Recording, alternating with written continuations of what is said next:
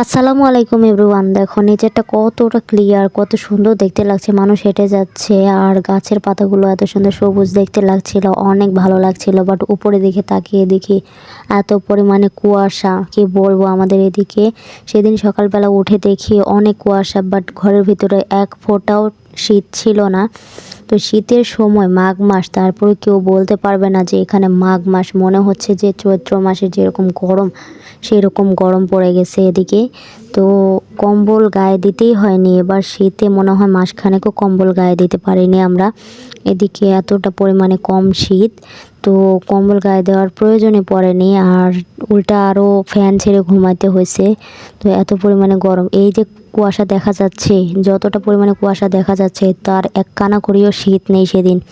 তো শুধু কুয়াশায় ঢাকা চারিদিক, একেবারে মানে অনেকটা পরিমাণে কুয়াশা ছিল। এবছর কোনো শীতই দেখতে পাইনি।